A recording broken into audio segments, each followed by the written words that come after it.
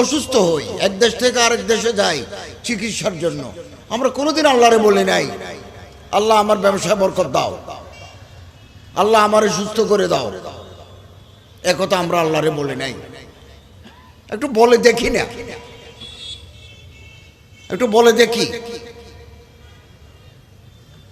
আমাদের রিজিক, আমাদের ব্যবসা, আমাদের বাণিজ্য, আমাদের শারীরিক অসুস্থতা আমরা আল্লাহকে বলি।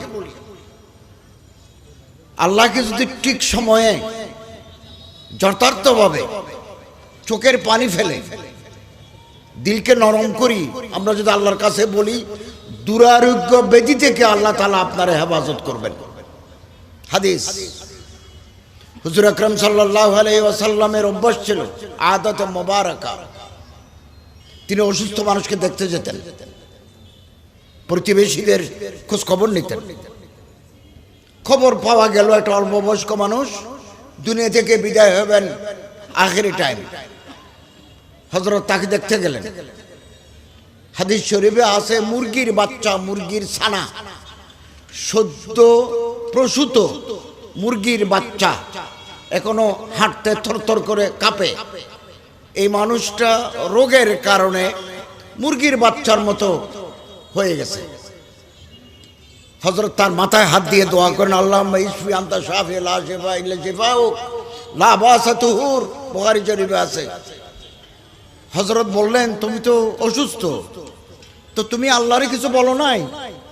এতদিন যাবত তুমি রোগে শোকে ভুগতেছ। তো যুবক বলে, হুজুর বলেছি, আল্লাহকে বলেছি। কি বলেছো?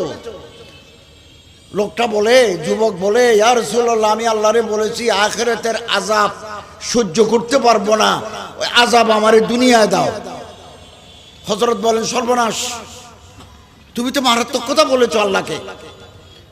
আখিরাতের সামান্যতম আযাবও দুনিয়াতে তুমি সহ্য করতে পারবে না, তুমি তো ঠিক কথা বলো নাই। তখন যুবক বলে, হুজুর কি বলবো?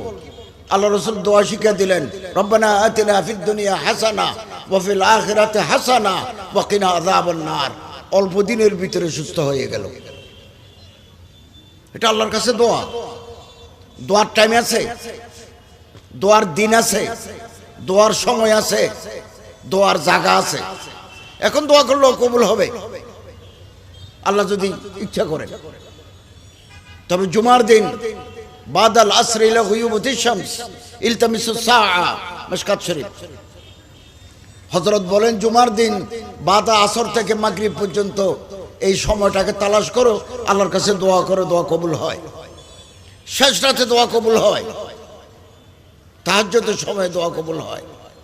নিচের আসমানে আল্লাহর তাওয়াজ্জু আসে, ফেরেশতারা আসেন, আল্লাহ ডাক মারেন, হালমিন মুস্তারজিকিন হালমিন মুস্তাগফিরিন, হে কোই রিজিক চাহনে ওয়ালা, কারো টাকা পয়সা লাগবে?